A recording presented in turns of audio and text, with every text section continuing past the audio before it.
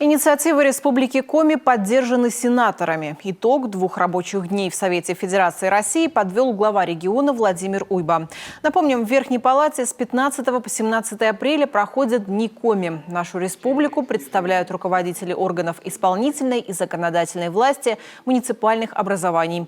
Уже прошел целый ряд встреч с сенаторами. Обсудили вопросы инфраструктурного развития республики, реализации проектов в сфере жилищно-коммунального и дорожного хозяйства, строительства социальных объектов, привлечения в регион дополнительного федерального финансирования. Первое – это программа социально-экономического развития Республики Коми на период до 2028 года. Правительство региона проделало всю необходимую работу. Проект программы доработан с учетом предложений и замечаний аппарата правительства России и согласован федеральными органами власти, внесен в виде распоряжения правительства России. Ждем принятия данного проекта на федеральном уровне. Помимо прочих мероприятий, программа затрагивает 2 очень важных вопроса. Это консервация горных выработок шахты Интинская и реконструкция Усинского водовода. Речь шла и о дальнейшем благоустройстве набережной в Сыктывкаре. Из-за высокой стоимости работ реализация проекта возможна только с привлечением федеральных средств. Также в комитетах обсудили вопрос обеспечения земельных участков микрорайона Емваль Сыктывкара необходимой инфраструктурой. В феврале этого года Коми обратилась в Минстрой России с заявкой на участие в госпрограмме обеспечения доступным и комфортным жильем и коммунальными услугами граждан Российской Федерации. На комитете Владимир Уйба попросил поддержать нашу заявку. И сенаторы заверили, что эта поддержка будет оказана. Как отметил первый заместитель профильного комитета Владимир Городецкий, у Коми особые климатические условия. И их нужно учитывать при принятии решений. Это непростой регион с точки зрения этих особенностей. И поэтому решение вот этих комплексов проблем, они вообще и затратны, и они имеют свою такую и технологическую, ну и финансовую особенность затратности. Вот почему и с 2022 года по инициативе руководства республики совместно с Минэкономразвития по поручению президента Российской Федерации, которое дано в 2021 году, ведется работа по разработке индивидуального плана,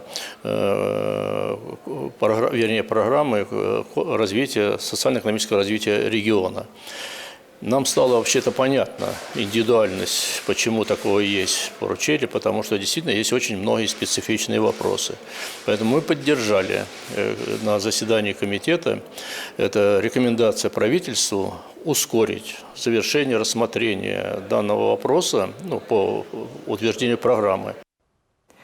Был поднят и вопрос переселения из городов Крайнего Севера и приравненных к нему местностей в климатически более благоприятные районы России. В первую очередь из Воркуты и Инты. Для сокращения очереди республика предложила внести в законодательство изменения, которые позволят предоставить гражданам жилье не только за счет бюджета, но и за счет благотворительной деятельности крупных компаний, работающих на территории республики. На основании этого граждан, получивших жилье от работодателя, будут снимать с учета как нуждающихся. Это позволит ускорить переселение. Также республиканские власти затронули вопрос переселения из многоквартирных домов, большинство помещений которых пустуют. Это снова касается в первую очередь Воркуты.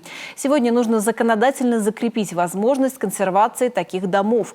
Коми заявила и о необходимости расширения арктической зоны Республики Коми. К уже 4 таким территориям в нашем регионе предлагается добавить еще 2. Это Ижемский район и город Печора. Я выражаю огромную благодарность председателю Совета Федерации, герою труда Российской Федерации Валентине Ивановне Матвиенко и сенаторам за предоставленную возможность вынести на обсуждение в Совет Федерации значимые для нас вопросы, которые требуют особого внимания и поддержки на федеральном уровне. Дни Республики Коми впервые проходят в Совете Федерации. Уже завтра состоится пленарное заседание, на котором пройдет час субъекта. Об этом мы обязательно расскажем подробно. Отметим, Совет Федерации – это один из центров принятия решений по многим насущным для нас вопросам. И потому республике крайне важно заручиться поддержкой сенаторов. Моя коллега Ольга Коняева работает в эти дни в Москве и готовится выйти с нами на прямую связь. Студия, приветствуем вас из Совета Федерации. Мы находимся на выставке Республики Коми. Здесь представлены достижения нашего региона в различных отраслях, а также наши перспективы, и в том числе проекты, которые представляет наша делегация здесь на заседаниях. Официальная выставка будет открыта завтра. Здесь также пройдет дегустация, так как в том числе представлена и наша продукция.